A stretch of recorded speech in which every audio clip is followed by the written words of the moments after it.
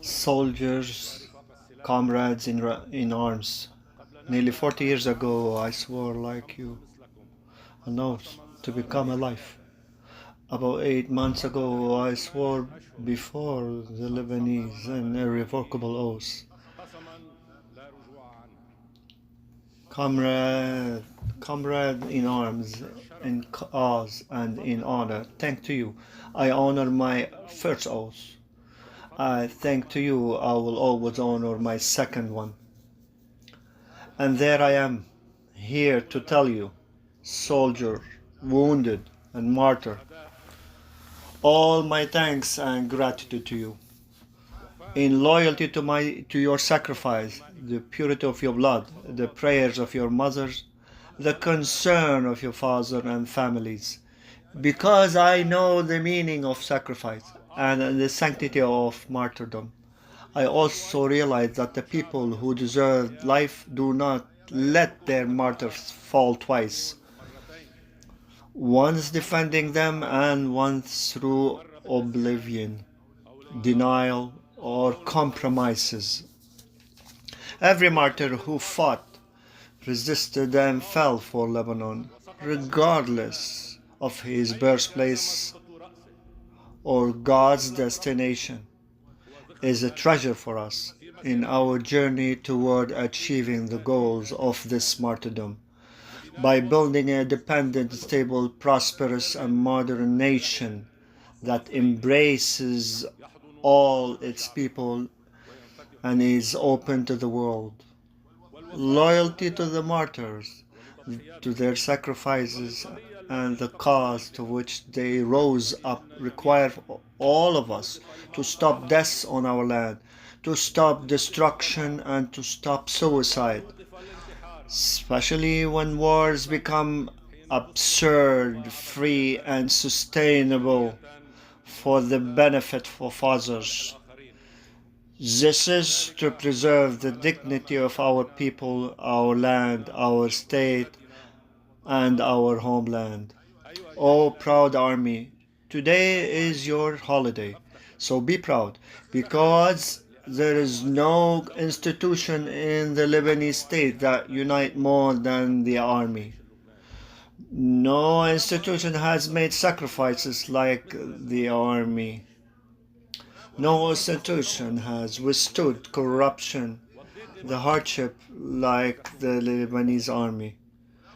No institution protect the unity of Lebanon and ensure its security like the Lebanese soldier and the officer of the army. An entire economy collapsed. You did not collapse. Border and sovereignty were violated and you did not surrender.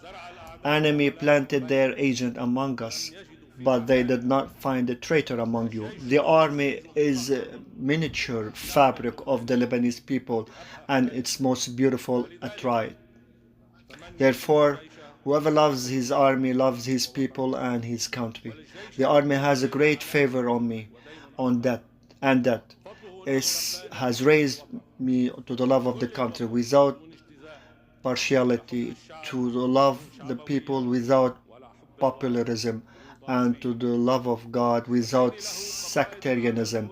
My devotion is to it to its commander-in-chief, as a commander-in-chief of the armed forces, in accordance with our charter and constitution, is to preserve its prestige, dignity, strength, and role in order to protect Lebanon's sovereignty, the sanctity of its border, the unity of its people, and the integrity of its territory from unwanted war and rejected attack. From here, it's my duty and the duty of all political parties to the Lebanese cabinet and the Supreme Defense Council, the parliament, the size of to seize the historic opportunity and without hesitation push to affirm the exclusivity of weapon and its hand in its hand and to the army and security forces and no one else, to all Lebanon territory today before tomorrow, so that we can regain the world confidence in us and in the state ability to maintain security in the face of Israel aggression, which missed no opportunity to violates our sovereignty as in the face of terrorism to is exempt of all religions. Yes, Israel has violated the Lebanese sovereignty thousands of times, killing hundreds of citizens since the ceasefire was declared in November 2024. Until now, it prevented the people from returning to their lands, rebuilding their homes and villages, and refused to release prisoners or without or withdraw from the territories it occupied. The army has stood by the people with all courage, and it has lost dear martyrs such as Lieutenant Colonel Muhammad Farhad from the town of Deir Qanun Ras Al from the south, who was embraced as a martyr by the church in Zgharta in the north. He had previously challenged the occupier face to face in the front of cameras in heroic stands and heroism from the of this people and their determination to preserve before the Israeli air forces kill him was as a symbol. He's to the army a sacrifice, an honor, a loyalty. The army has entrusted with the task to implementation the ceasefire in accordance with the five-party military committee. Despite its modest capability and numerous tasks, it was able to extend its territory over the unoccupied area south of Litani River, collecting weapons and destroy any unused one, as attested by the five-party military committee. It is determined to complete its mission by recruiting, training, and equipping 4,500 soldiers to complete their deployment in the area, despite Israeli failure to fulfill its commitments. The people of the South have always been supporting, has always been a model of patriotism and steadfastness, helping facilitate its deployment. Therefore, in the light of my historic responsibility and based on my constitutional power stipulated in Article 52 of the Constitution, and out of the respect of my oath, I consider it my duty today to reveal to the Lebanese people, to the international community, and to all interested parties the truth about the negotiation I have initiated with the American side, in full agreement with the Prime Minister Nawaf Salam and in constant coordination with the Parliament Speaker Nabih Berri. These negotiations aim to respect the implementation of the ceasefire, which was unanimously approved by the Lebanese government, the previous one. The American side had presented us with drafted ideas, to which we made substantial amendment. It will be presented to the cabinet early next week in accordance with the rules and to determine the time frame for their implementation. These are the most important point that we demanded. An immediate cessation of all Israeli hostility in air and land and sea, including assassination.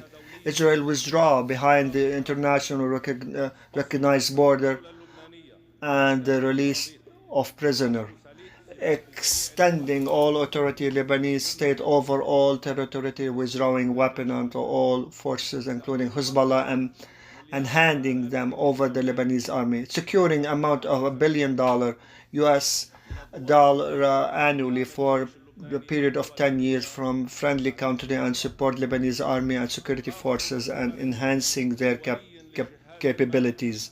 Holding an international conference for donor rebuilding Lebanon next fall.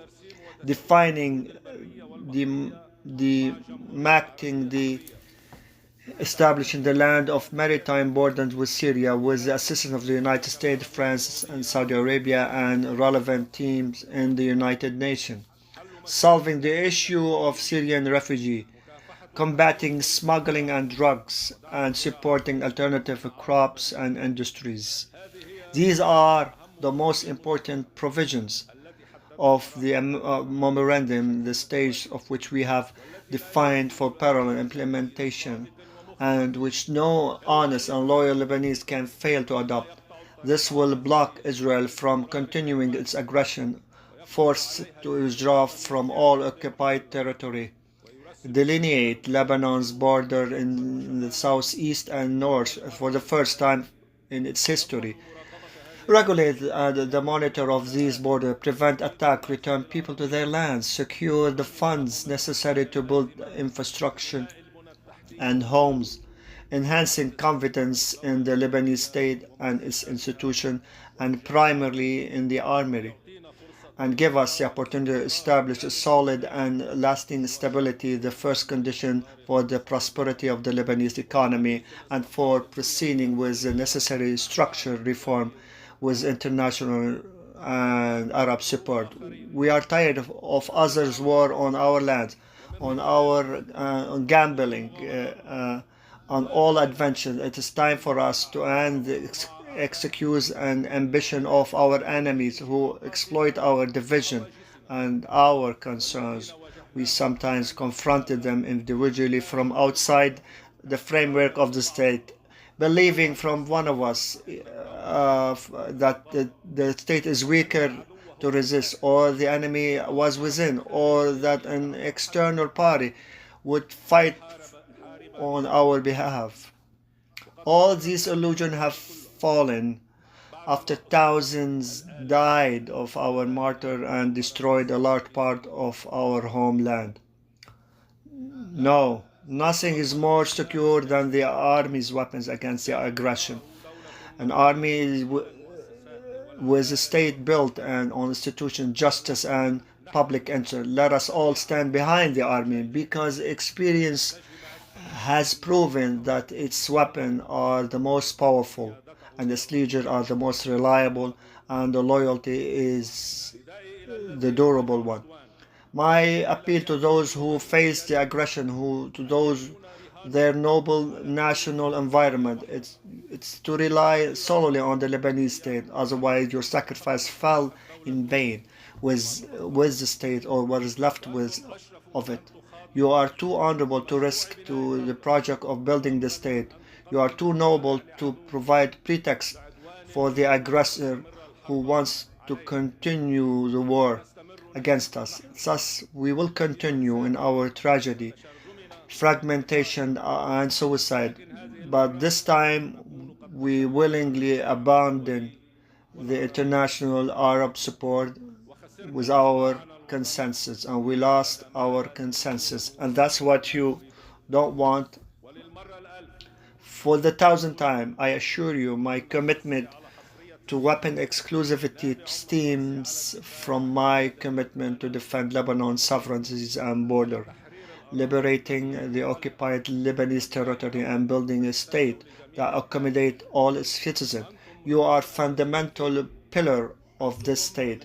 Your glory, your rights, your security is part of the state. From here, I call on all political parties to approach the issue of arms limitation with responsibility, as Lebanon has always pledged during major national events. This agreement must remain within the framework of respect and competition under the national charter and the constitution. But this is a fateful phase cannot tolerate provocation from any party or outbidding that harms rather than benefit. Our collective sacrifice are sacred, and the danger, whether security related or economic, will not affect one group over another. Dear Honorable Army, dear Lebanese people, I have been keen in keeping with my oath to facilitate the formation of government as soon as possible so that the vacuum in our constitutional institution does not become a norm. A government that includes an elite group of competency, their only sin is that they work in silence, which has increased the relentlessness of the people who are suffering under the burden of economic collapse as a result of decades of accumulation. However, It's my duty on this national occasion to remind that the government of the Prime Minister Nawaf Salam has given priority to six files, giving to the limit of its term without neglecting other files. First, it's to the rebuild the people confidence in the judiciary and the judiciary confidence in itself. We have formed a new judicial council whose member integrity is attested to. A judicial inspection authority is ready to for accountability. I will also sign the decree on judicial formation as soon as received. Based on my confidence in the Supreme Judicial Council, the same confidence extends to the State Shura Council and the Audit Bureau. We have begun to feel a definite change in the course of the justice, starting with the initiation of investigation into Beirut port explosion. Taboo have begun fall. Immunity are being lifted and individuals involved in cases are being prosecuted and imprisoned with no protection of anyone or immunity from anyone except the law, justice, and right. This is only the beginning of the long process of accountability. Judges are alone are responsible for it. The government has approved the bill to enhance the independence of the judiciary and refer it to the parliament, hoping it will be approved in its session today. I tell you without hesitation or ambiguity, the judiciary has a free hand to fight corruption, achieve accountability, uphold rights, and enshrine the principle of equality before justice. It is an incremental and non-malicious path that require accumulating experience and faith in the judiciary and its ability to escape political, media, or popular pressure, because fate of Lebanon is linked to the fate of the judge's conscience. The second priority of the government was to control security and confiscate weapons. In parallel with the preparing reconstruction file, a board director was appointed for the Council of Development and Reconstruction. A workshop has launched to survey the damage and prepare a reconstruction plan, which I carried on my foreign trips to friendly countries to raise necessary funding. The military and security formation were in line with the challenges in terms imposing the state authority over all its territories, controlling smuggling at the airport, port, and all border facilities, in combating money laundering and terrorism by dismantling sleeper cells and striking attempts to form new ones. We will not allow any terrorism under whatever pretext it hides, or from whatever party it comes, to dare to threaten our people, our sanctity, our peace, and our unity. The third issue is the depositor rights is one of the most difficult issues due to its failure to address in recent years. The government has referred several bills to the parliament to guarantee these rights, including lifting banking secrecy and restructuring banks. It's currently preparing a bill to define responsibilities for the financial gap, complete negotiation with the International Monetary Fund, and determining the mechanism of principle for the returning deposit, launching economic recovery. Furthermore, the appointment of the Lebanon and the Bank of Lebanon Commission, and soon as Capital Market Authority will contribute to creating a level to maintain a monetary policy that stimulate the economy and revive the banking sector, which is essential to build the economy and reviving investment. The fourth priority is to restructure of administration. This begins with diplomatic and administrative appointment, particularly in regulatory bodies, some which are being appointed since 2002. These appointments will form the basis for reforming the electricity, telecommunications, civil aviation, and others. Work is also underway to digitalize the administration and adopted unified number, which will have a direct impact on anti-corruption effort, expedite transaction, and curb waste across department. The fifth issue remained the issue of election. Municipal elections were held in a climate of security, transparency, and integrity. Revitalizing municipal work will have a positive impact on regional development and will push toward adoption of decentralization administrative law, especially after Parliament voted on the law activating municipal work. In addition, the government is concerned about the parliamentary election with regard to pushing toward the adoption for the necessary amendment to the current law and is currently being studied in the Parliament. We emphasize holding these elections on their scheduled date and preserving the right of the Lebanese citizen abroad to vote, a right that they acquired since 2018. Finally, we work on bring Lebanon back into the Arab world and the international community through my visits to several foreign and Arab countries. I reactivated dormant agreements. This also led to the reopening of embassies and appointment of ambassadors to Beirut and returning tourists to both Arab and foreign. In this regard, we received commendable initiative from our Saudi brothers to help expedite the necessary arrangement to stabilize the border between Lebanon and Syria. Lebanon keen to build excellent relationship with its neighbor Syria for the benefit of both countries. Their prosperity of one is for the other. Their pain is ours.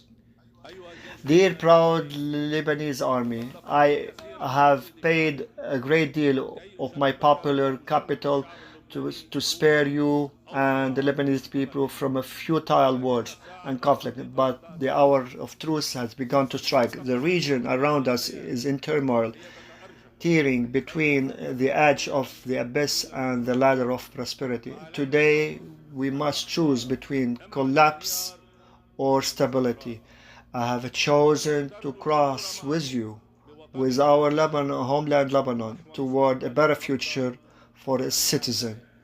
Together, we will not squander the opportunity to save Lebanon, and we will not be lenient with those who are not concerned with saving it or with their homeland. Together, we want to preserve the dignity of every Lebanese and protect the cause of every martyr. Together, we want to restore a state to protect everyone.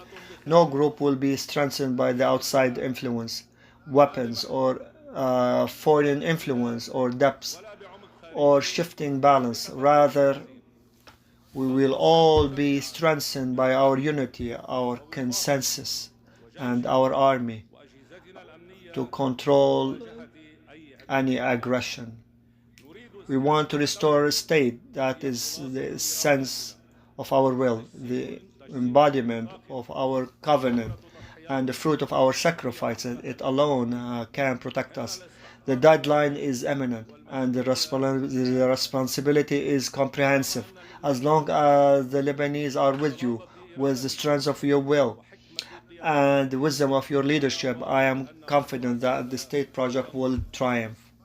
So, army remains ready to defend Lebanon, the life of its people and the interests of its people. I expect nothing from the political component in the parliament and the cabinet except to stand behind you in your historic mission, so that we may, in the anniversary of your founder, remember the founder, President Fuad Shahab, rather than the world mourn us while standing by. Therefore, I have full confidence in the wisdom of men and women of my country, including party leaders, representatives, ministers, religious economic, intellectual, media, cultural, and other authority, and every free and keen Lebanese to take together with courage and responsibility a historic decision which mandate our national army alone to bear arms for all of us and protect the borders.